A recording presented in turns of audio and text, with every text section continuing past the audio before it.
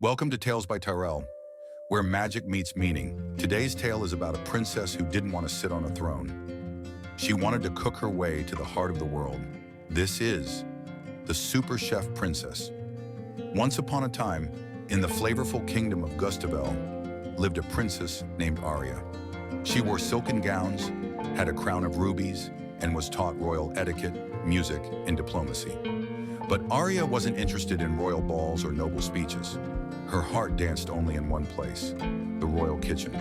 While the court expected her to wave at parades, she'd sneak into the pantry to mix herbs, chop onions, and experiment with flavors. "Princesses don't cook," scolded Lady Eldra, the royal advisor. "Then I shall be the first."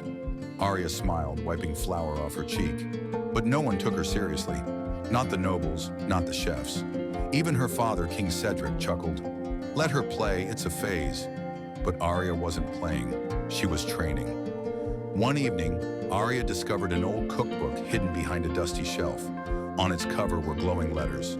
"The Feast of Fire. Only the truest chef can unlock its power." Inside were recipes for magical dishes, meals that could heal, awaken truth, or mend broken hearts. But at the end, a message was written. "Only one who cooks not for fame, but for love shall awaken the ember spoon." That night, Aria made a vow. She would become the kingdom's greatest chef, not to prove anyone wrong, but to bring joy, healing, and unity. She began waking up before dawn, secretly learning from kitchen helpers, talking to farmers, and even baking bread with villagers. Her food grew better each day, not just in flavor, but in the feeling it gave. One day, tragedy struck. A strange, dark fog swept across Gustavel. People grew tired, sad, and sick.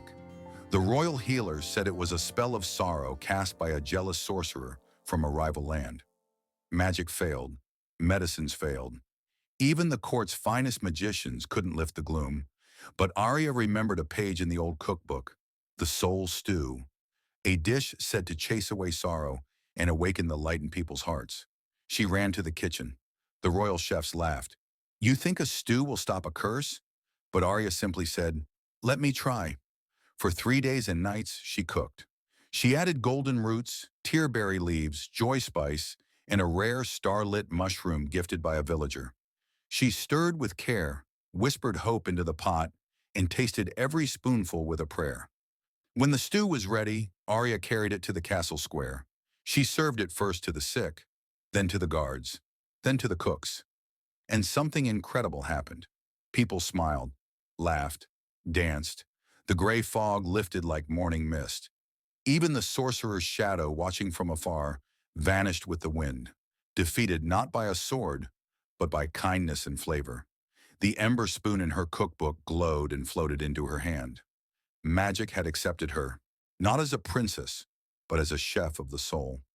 King Cedric, with tears in his eyes, stepped down from his throne and bowed before his daughter. "You have healed this kingdom, not with commands, but with care." From that day, Princess Aria became known as the Super Chef Princess. She built magical kitchens across Gustavel, where rich and poor cooked together. Food was no longer just for hunger, it became a way of bringing people together, lifting hearts and healing wounds. And Aria taught the world that true royalty is not in bloodline or crown, but in the courage to follow your calling, no matter what others say. Thank you for watching Tales by Tyrell. Remember, your gifts are meant to serve the world no matter how unusual they seem. Cook your dreams, stir in courage, and season with heart. Don't forget to like, share, and subscribe for more stories with flavor and soul.